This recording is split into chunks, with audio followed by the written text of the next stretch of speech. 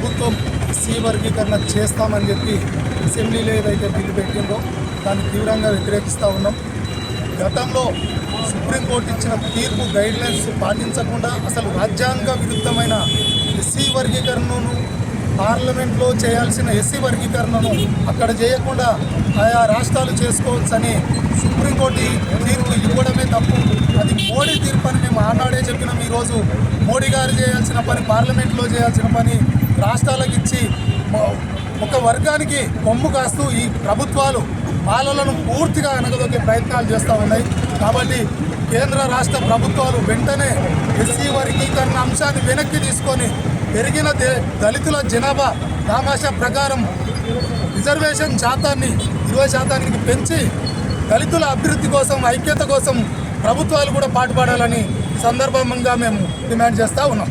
జై భీమ్, జై తెలంగాణ. రాష్ట్ర అధ్యక్షుడిని నిన్న అసెంబ్లీలో జరిగినటువంటి పరిణామాలన్నీ పరిశీలించినటువంటి అంబేద్కర్ వాదులు, తర్వాత రాజ్యాంగాన్ని గౌరవించేటటువంటి అందరూ కూడా ఆ రోజును చీకటి రోజుగా గుర్తు చేసుకుంటున్నారు. ముఖ్యంగా కాంగ్రెస్ పార్టీ, ఈ రాష్ట్ర ప్రభుత్వం తీసుకున్నటువంటి చర్యలన్నీ కూడా మనం పరిశీలించినట్లయితే దళితులను విడగొట్టే విధంగా, దళితులను ఐకమత్యంగా ఉండకుండా ఇచ్చే విధంగా, ముఖ్యంగా భవిష్యత్తులో రాబోయేటటువంటి రోజుల్లో దళితులు ఈ రాజ్యాధికారంలో తెలంగాణ రాష్ట్రాన్ని ఉన్నత స్థితిలో ఉండి తెలంగాణ రాష్ట్రంలో దళితులు మాత్రమే రాజకీయంగా ఉంటారనేటటువంటి ఒక కుహన మేధావితనంతో ఈ వర్గీకరణ చేయడం జరిగింది.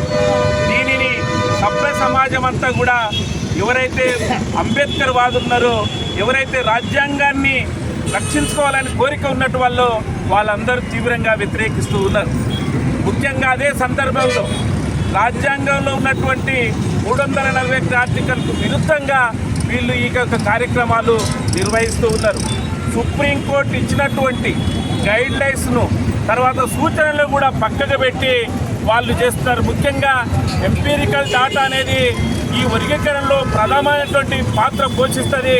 కానీ దాన్ని విడుదల చేయకుండా ఎవరెవరు విద్య ఉద్యోగంలో, ఉపాధి రంగాలలో అన్నింటిలో కూడా ఎవరి మెజార్టీ ఎంత ఉందనేది తెలియకుండానే, ఇంపీరియల్ డాటాను బహిరంగపరచకుండానే వర్గీకరణ చేయడం అనేది ఈ సమాజం మొత్తం వ్యతిరేకిస్తూ ఉంది. కాబట్టి వెంటనే విద్య, ఉద్యోగ, ఉపాధి రంగాల్లో, రాజకీయ రంగాల్లో అన్నిట్లో కూడా ఎంపీరికల్ డాటాను, శ్వేతపత్రాన్ని ప్రకటించవలసిందిగా ఈ రాష్ట్ర ప్రభుత్వాన్ని ఈ సందర్భంగా డిమాండ్ చేస్తారు.